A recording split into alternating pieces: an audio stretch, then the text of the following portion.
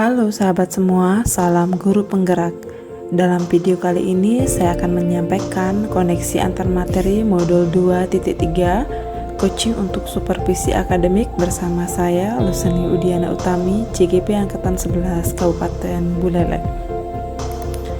Adapun tujuan pembelajaran khusus yakni CGP menyimpulkan dan menjelaskan keterkaitan materi yang diperoleh dan membuat refleksi berdasarkan pemahaman yang dibangun selama modul 2 dalam berbagai media. Yang pertama, pemikiran reflektif terkait pengalaman belajar. Pengalaman belajar yang baru saja diperoleh dalam modul 2.3, saya mempelajari tentang supervisi akademik yang bertujuan untuk pengembangan kompetensi diri dalam setiap pendidik di sekolah, sebagaimana tertuang dalam Standar Tenaga Kependidikan pada Standar Nasional Pendidikan Pasal 20 Ayat 2. Rangkaian supervisi akademik ini digunakan kepala sekolah untuk mendorong ruang perbaikan dan pengembangan diri guru di sekolahnya. Pendekatan yang digunakan adalah pendekatan yang memberdayakan yang disebut dengan coaching. Coaching didefinisikan sebagai sebuah proses kolaborasi yang berfokus pada solusi, berorientasi pada hasil dan sistematis, di mana coach memfasilitasi peningkatan atas performa kerja, pengalaman hidup, pembelajaran diri, dan pertumbuhan pribadi dari coachee. Di modul ini saya juga mempelajari tentang kompetensi inti coaching, yakni yang pertama ada kehadiran penuh atau presensi, kedua ada mendengarkan aktif, ketiga mengajukan pertanyaan berbobot, serta keempat adalah mendengarkan dengan rasa. Kemudian di sini juga terdapat pembelajaran bagaimana prinsip coaching. Yang pertama itu adalah kemitraan, kedua proses kreatif, dan ketiga memaksimalkan potensi. Percakapan coaching menggunakan alur tirta. Tirta adalah kepanjangan dari tujuan, identifikasi masalah, rencana aksi, serta tanggung jawab. Adapun tahapan dalam supervisi akademik yang pertama adalah pra-observasi yang meliputi perencanaan, kemudian dilanjutkan dengan proses observasi yakni pelaksanaan, serta yang terakhir adalah pasca observasi atau tindak lanjut. Bagaimana dengan emosi-emosi yang dirasakan terkait pengalaman belajar? Yang pertama adalah perasaan cemas. Awal-awal membaca modul ini saya merasa cemas karena khawatir tidak mampu memahaminya dan mengaplikasikannya. Kemudian ada rasa tertarik setelah mengikuti sesi ruang kolaborasi dan mempraktikkannya dengan rekan CGP. Saya tertarik untuk mendalami modul ini. Dilanjutkan ada rasanya perasaan gembira. Saya merasa gembira setelah melakukan praktik coaching secara real pada demonstrasi kontekstual bersama rekan CGP dan merasakan menjadi seorang supervisor atau pengamat, coach, serta coachee.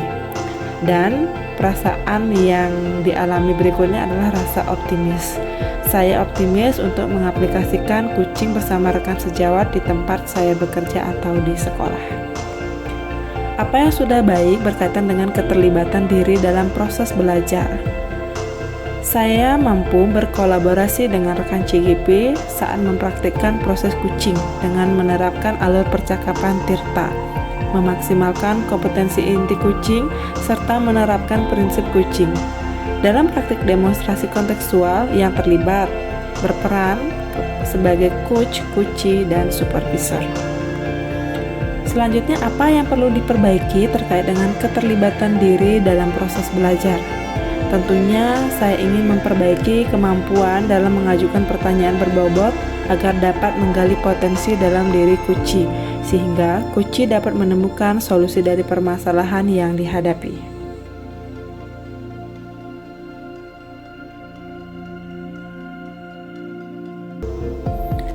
Keterkaitan terhadap kompetensi dan kematangan diri pribadi. Setelah mempelajari modul 2.3 coaching untuk supervisi akademik, kompetensi saya mulai berkembang ditandai dengan kemampuan menerapkan proses coaching dengan alur percakapan tirta, menerapkan prinsip coaching serta kompetensi inti coaching. Saat berperan sebagai coach dalam praktik coaching, saya mampu mengendalikan asumsi-asumsi pribadi dan rasa emosi, sehingga muncul kematangan berpikir dan bertindak sesuai dengan prinsip coaching, yakni kemitraan, proses kreatif, serta memaksimalkan potensi. Saat berperan sebagai supervisor atau pengamat dalam praktik coaching, saya mampu menuntun coach untuk mengembangkan potensi coachingnya, di mana tujuannya adalah meningkatkan kompetensi guru untuk menghasilkan pembelajaran yang berkualitas dan berpihak pada murid. Saat berperan sebagai coach, saya mampu menemukan potensi diri untuk mengatasi permasalahan dan mewujudkan pembelajaran yang berpihak pada murid. Berikutnya yang kedua adalah analisis untuk implementasi dalam konteks calon guru penggerak. Memunculkan pertanyaan kritis yang berhubungan dengan konsep materi dan menggalinya lebih jauh. Pertanyaannya adalah bagaimana caranya kegiatan supervisi di sekolah dapat mencapai tujuannya, yakni pengembangan kompetensi diri dalam setiap pendidik di sekolah tersebut. Tujuan supervisi akan tercapai jika seorang kepala sekolah memiliki pengetahuan tentang coaching, melakukan pendekatan coaching untuk menggali potensi para pendidik di sekolahnya, memiliki kompetensi inti coaching, serta menerapkan prinsip coaching dengan percakapan alur tirta, sehingga segala permasalahan yang ditemukan saat supervisi akademik maupun kekurangan guru dalam pembelajarannya dapat diatasi dengan memberdayakan potensi dalam diri guru tersebut. Supervisi tidak hanya sekedar mengisi checklist indikator yang telah tercapai setelah itu supervisi dikatakan selesai. Namun, supervisor dalam hal ini adalah kepala sekolah memfasilitasi guru saat pra-supervisi untuk menyepakati areal mana yang ingin dikembangkan, melakukan supervisi ke kelas untuk melihat proses pembelajaran secara langsung, serta pasca supervisi untuk memberikan umpan balik atau tindak lanjut hasil supervisi. Memfasilitasi guru mencari solusi dalam menghadapi permasalahan serta kendala yang dialami dalam mewujudkan pembelajaran yang berpihak pada murid. Selanjutnya, CGP mengolah materi yang dipelajari dengan pemikiran pribadi sehingga tergali wawasan atau insight baru. Yang pertama, coaching dalam supervisi akademik akan membantu guru menjadi pemimpin pembelajaran yang mampu mengembangkan proses pembelajaran yang berpihak pada murid. Kedua, pembelajaran yang berpihak pada murid adalah hal yang sangat penting untuk mewujudkan merdeka belajar dan menjadikan sekolah sebagai taman belajar yang menyenangkan. Untuk menjalankan peran sebagai seorang pemimpin pembelajaran, seorang guru tentunya memiliki nilai guru penggerak, yakni mandiri, kolaboratif, reflektif, berpihak pada murid, serta inovatif. Ada banyak tantangan dan permasalahan yang pastinya akan menghiasi proses pembelajaran di sekolah. Proses coaching diharapkan akan menjadi pendekatan untuk mencari solusi, mendorong ruang perbaikan, dan pengembangan diri guru di sekolah. Hal ini dilakukan sebagai upaya untuk mewujudkan visi sekolah. Guru tidak hanya menuntun karakter murid melalui sebuah budaya positif, namun juga melaksanakan pembelajaran yang berpihak pada murid melalui pembelajaran berdiferensiasi serta pembelajaran sosial emosional. CGP menganalisis tantangan yang sesuai dengan konteks asal CGP, baik tingkat sekolah maupun daerah. Adapun tantangan terberat adalah kesibukan kepala sekolah yang menjadi kendala untuk melakukan proses coaching secara maksimal. Supervisi akademik hanya sebatas observasi di kelas tanpa disertai dengan proses coaching. Supervisi hendaknya disertai dengan proses coaching untuk menggali potensi, mencari solusi dari permasalahan atau kendala yang ditemui, serta meningkatkan kompetensi guru dalam mewujudkan pembelajaran yang berpihak pada murid.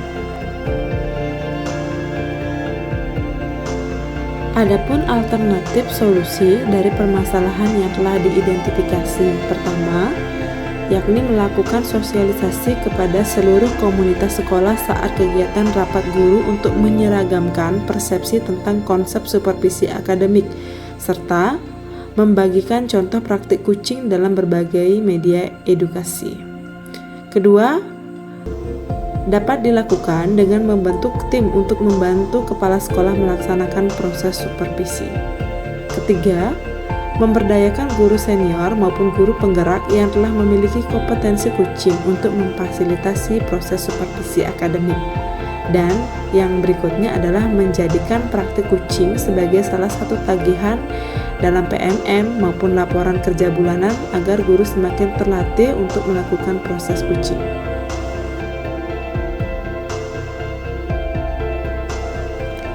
Yang terakhir adalah ketiga, membuat keterhubungan. Pengalaman masa lalu. Saya pernah disupervisi oleh tim supervisi yang pada saat itu mewakili kepala sekolah.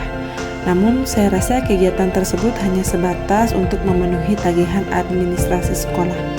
Saya sebagai guru tidak mendapat umpan balik dan kami tidak melakukan kegiatan pra maupun pasca observasi pada saat itu. Di masa depan, saya ingin kegiatan supervisi hendaknya dijadikan salah satu bagian dalam meningkatkan kompetensi guru dalam bidang akademik dengan menggunakan prinsip coaching, yakni kemitraan, proses kreatif, serta memaksimalkan potensi. Konsep atau praktik baik yang dilakukan dari modul lain yang telah dipelajari. Pada modul 2.1 dalam pembelajaran berdiferensiasi, murid dikelompokkan berdasarkan kebutuhan belajarnya agar dapat memaksimalkan potensi yang dimiliki. Sedangkan guru melakukan proses coaching untuk mengoptimalkan potensi diri, menemukan sendiri solusi dari permasalahan yang ditemui selama pembelajaran.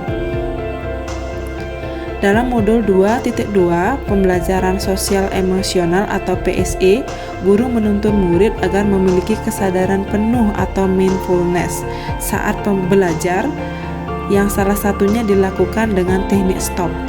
Ini diharapkan dapat memberikan kondisi nyaman, sehat, bahagia, atau adanya kesejahteraan psikologis atau kesejahteraan emosional dalam diri murid. Begitu pula dalam kegiatan coaching, seorang coach harus menghadirkan kenyamanan dalam diri coachee saat percakapan seperti kehadiran penuh atau presensi, mendengarkan aktif, mengajukan pertanyaan berbobot, serta mendengarkan dengan rasa.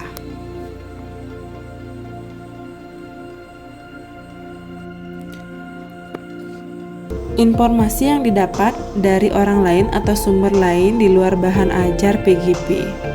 Saya mendapat informasi lain bahwa supervisi akademik berkaitan erat dengan pembelajaran yang berkualitas, karena proses pembelajaran yang berkualitas memerlukan guru yang profesional, dan guru profesional dapat dibentuk melalui supervisi akademik yang efektif. Guru sebagai pelaku utama dalam proses pembelajaran dapat ditingkatkan profesionalitasnya melalui supervisi akademik sehingga tercapainya tujuan pembelajaran. Melalui supervisi akademik, refleksi praktis untuk penilaian unjuk kerja guru dapat dilaksanakan. Kesulitan dan permasalahan dalam proses pembelajaran dapat diidentifikasi. Informasi mengenai kemampuan guru dalam mengelola kegiatan pembelajaran dapat diketahui. Dan program tindak lanjut untuk pengembangan profesionalisme guru dapat disusun menurut Kemdiknas tahun 2007. Dengan demikian, supervisi akademik adalah bagian dari proses pengembangan profesionalisme guru agar semakin mampu menyediakan layanan belajar yang berkualitas bagi peserta didik. Dr. Cepi Triyatna dan Wendy Prayitno 2019 dalam bahan ajar pengantar supervisi akademik yang diakses hari Rabu 6 Oktober 2024. Sumber sudah tertera.